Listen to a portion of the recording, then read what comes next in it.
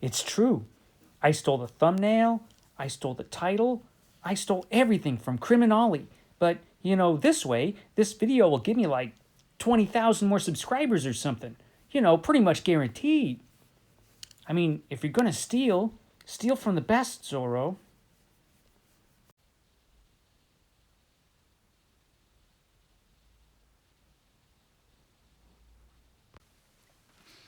Hello, my friends. Hello, and welcome once again to stately Vaughan Manor. And we're going to be talking about a collection of short stories today, a collection that I expected a lot from and simply did not deliver. Now, I don't like to give bad reviews on this channel. I try to tend to stay positive.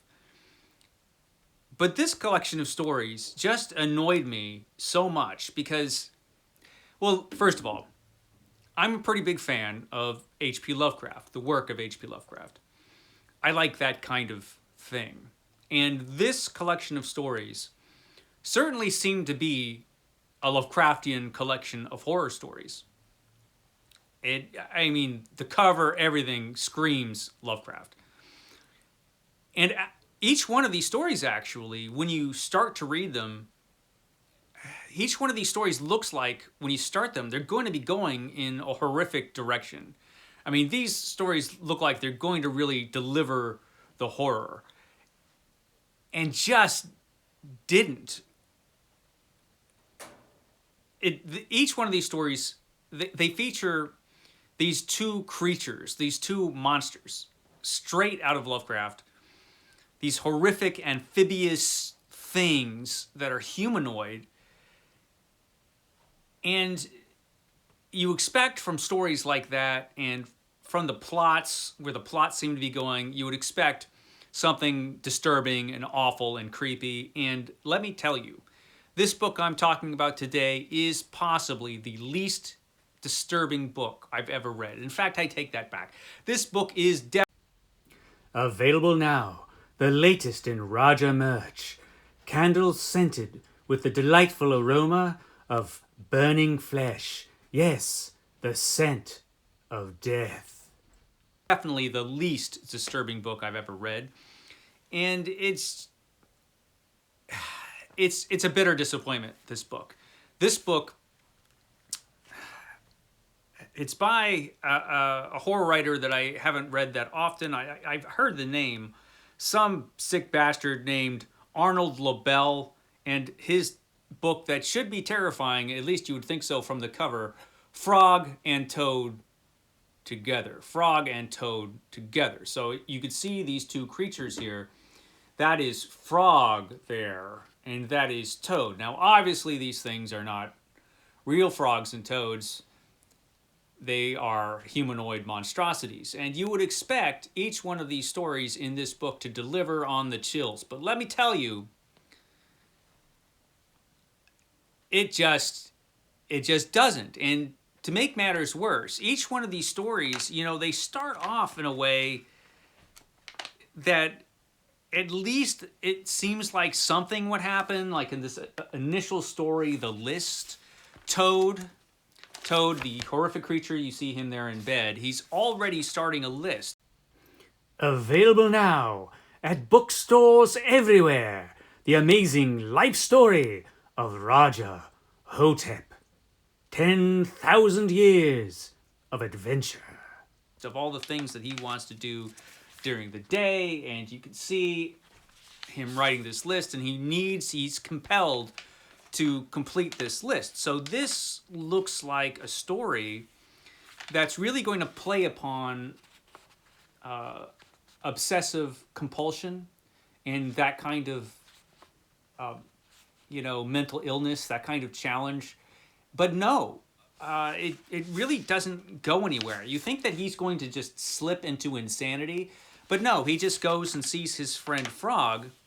And there's this particularly disturbing part where his list blows away, and you think, man, things are just, okay, now things are going to just happen. Now he's just going to flip his lid. There's going to be blood everywhere. It's going to be a nightmare. But no, he just sits and sulks until at the end, he's comforted by his friend Frog, who just kind of hangs out with him and makes him feel better. And it's, I mean, I don't know that I've ever read a story where the stakes were this low. It's just that nothing happens in this story at all. There's not even a bit of horror. And then the garden shows up, the second story, where Toad, by the way, is not all that bright. I mean, he's just a dope. And he decides to start gardening, and he starts, be prepared for the next pandemic. Buy as many cases as you can of Rogers toilet paper. Scratchy, delightful goodness for your rear end. Planting these mysterious seeds, which you think are going to grow into these monster plants that will like eat everything and possibly kill Toad. And nothing happens. The seeds don't grow. Toad's very disturbed. And he decides to stay up all night long with the seeds. Now, okay, you think dark spirits or something are going to show up. No, he just stays up and talks to his seeds and reads them a story. And he sings to them. He sings to the seeds. He recites poetry. And the next day, the seeds start. That's it. That's the story. Nothing happens. So then there's cookies, where Frog and Toad both these horrific characters can't stop eating cookies at all. They can't stop themselves. And you think, okay, finally, we've got a story that's going to tackle addiction in a kind of horrific way. You know, the horrors of being an addict, and they just can't stop eating these cookies. And so, you know, what they end up doing is they feed the cookies to birds. That's all that happens, literally. And you're thinking, okay, literally nothing frightening has happened in the whole story. True, the illustrations are pretty ghastly, and then you get to a story called Giants and Demons, finally a story that seems to deliver, where Frog and Toad go out and they run into all this danger and scary stuff actually starts to finally happen. Frog and Toad are threatened by a snake. There's an avalanche. Things are really starting to roll along in this story. Look, they're menaced by this giant, horrific bird creature. I mean, they're monsters, but by this time... Available now, the golden voice of Raja Hotep in Raja Hotep's greatest hits.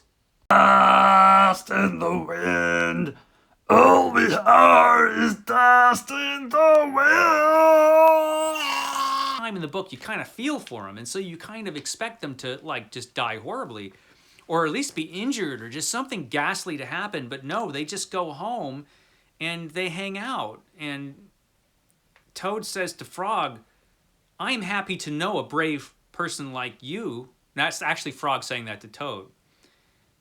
And he jumps in the closet, and it says Toad stayed in the bed and Frog stayed in the closet. They stayed there for a long time, just feeling very brave together. Okay, so this book sucks. Now finally you get to the dream. Now in the dream, Toad is having this horrific, disturbing dream, and in the dream he's singing and dancing, and Frog is in the audience. He's the only one in the audience. You can see that this is very surreal and weird, and some stuff is happening, and he's walking on a high wire, but he doesn't seem to be afraid. But then something disturbing does start to happen. You see, Frog is in the audience, and he starts to shrink. He becomes smaller and smaller and smaller all the time, and you think, all right, it's happening now. It's happening. But no, then Toad wakes up. I mean, at the end of the story, Toad is freaking out because Frog has disappeared. "Come back, Frog," he shouted. "I will be lonely." "I'm right here," said Frog. Frog was standing near Toad's bed. "Wake up, Toad," he says.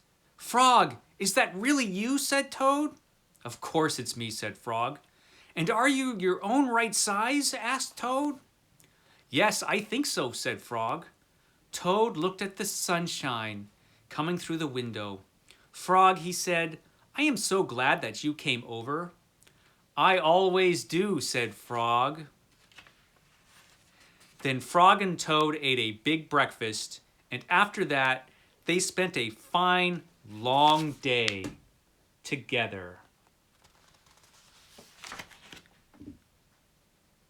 Everything's fine. Nothing. I mean,